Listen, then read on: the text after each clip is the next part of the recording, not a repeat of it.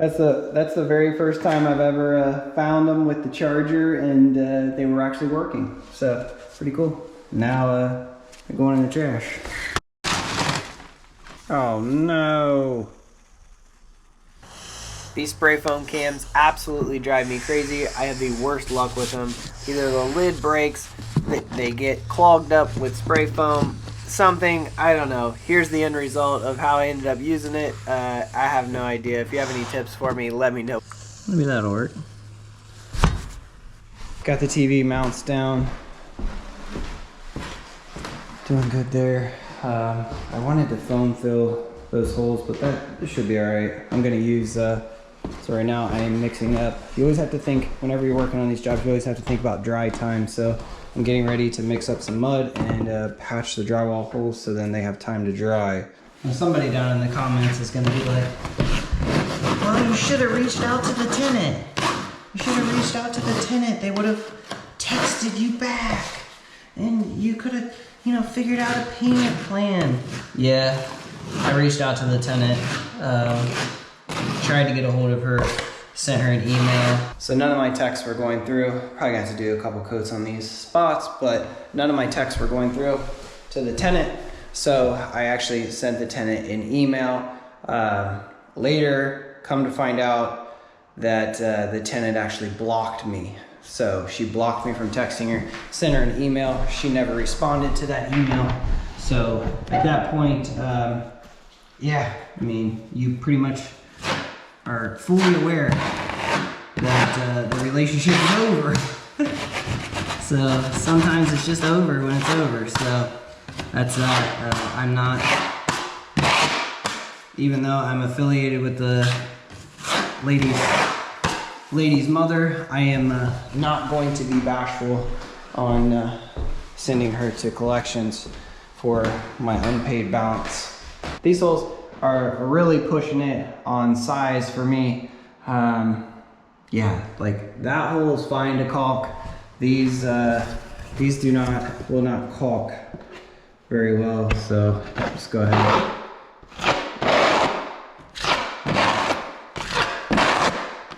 I like to overfill them just a little bit and then come back through with a wet rag. I'm not gonna do all those. Those I will just caulk, but I'm going room by room and hitting all the spots that I can or that need it. Like these holes are way too big, unfortunately. The other thing you can do is put a fan. So if you're in a big rush, you can actually put a fan on these spots, help them to dry. All right, then I go through and fill all of these small nail holes. Now, one little tip is you can kind of dent the nail hole in just a tad. Almond caulk for this antique white color. Oh, this is left-handed. Just put a little dab on each one, fill it in, fill in the hole. All right, just put a little dab on there, fill it in. Now these walls are all textured. I don't know if the texture will show up on video, but they are all textured. It must be that's a candle. That's a candle. I get to scrape that off the wall. All right, and then always keep an eye out for creepy crawlies. You know, you don't want to find any creepy crawlies. So at this point, this room is pretty much ready to paint. I need to scrape that, and I need to wipe around those nail holes. That's about it.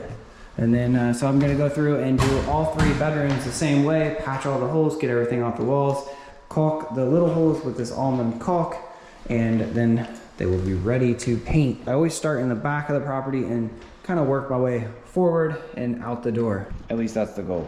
Now, I unfortunately am going to have to replace this floor in the kitchen, so I'm not overly concerned about it.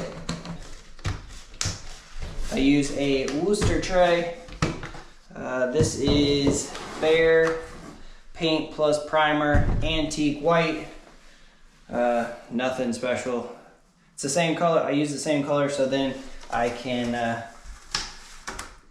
carry it on my truck and I can just have a little bit of paint just in case I need to do any touch up or anything. Then I have the paint on my truck. All right, so what I do is I just put a bunch of stuff in the paint, but I just put the screen just like that, and then I take the paint and pour it in. You do want to hold on to the screen because it will want to come off of the 5-gallon bucket. I try to pour a decent amount so that I don't have to get more paint.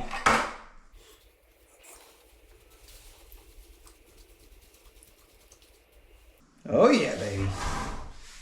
Put it back in the 5 and then kind of hold it up. You can do kind of like that.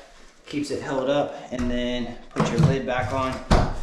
Snap it on over top, and then your screen will stay up and you can use it again if you need to.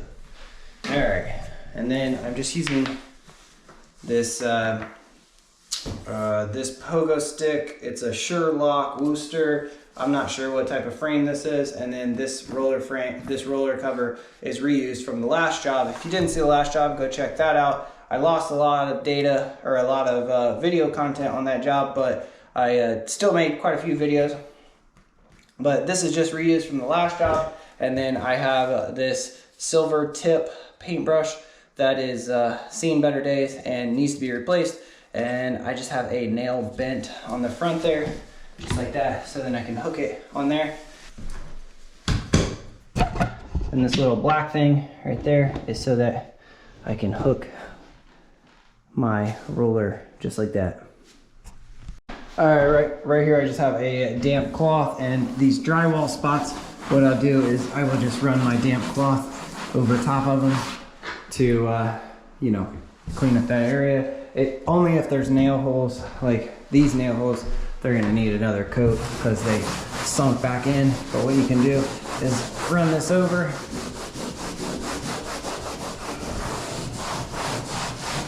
Then you're not creating a ton of drywall dust, and on top of that, you're leaving the texture there. So you're leaving the texture because these walls are all textury. But yeah.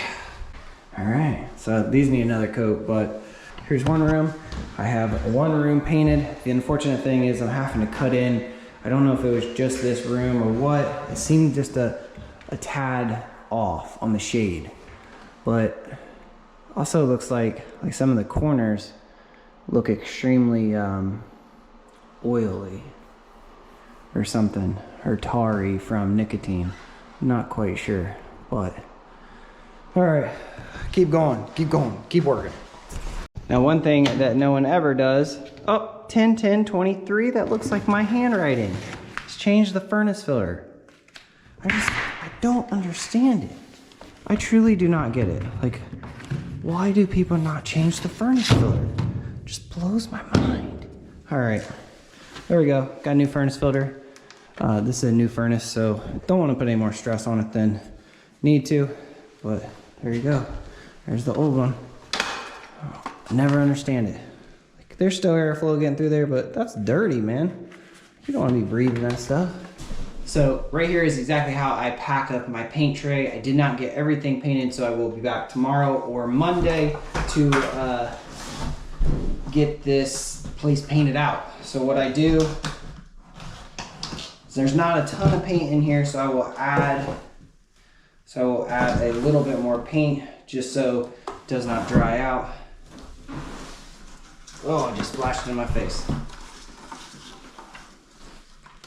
So add some paint. You just don't want it to dry out and get extremely low on paint.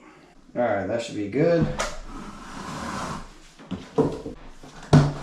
All right, so then I just take my roller that I've been using, make sure that it is nice and soaked in the paint, especially the ends. You want to make sure that the ends are soaked. Hook my roller right here. That's exactly why I have that frame there. My paintbrush, make sure that it is pretty much drenched in paint because I'm not cleaning it out. And then on the side of my bin, I actually have this magnet right there, and that will keep my paintbrush where it's supposed to be.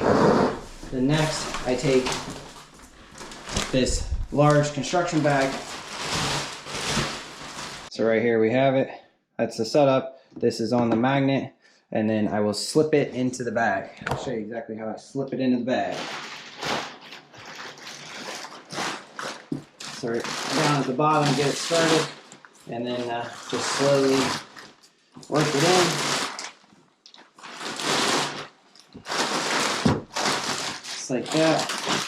Take the bag. Now this is going to be really weird, but you actually push the bag down into the paint some, and that helps make a better seal and get that air out of there. It's kind of messy whenever you take it apart, but it works. I kind of try to close up. I try to close up this end a little bit, and then I normally, what I'll do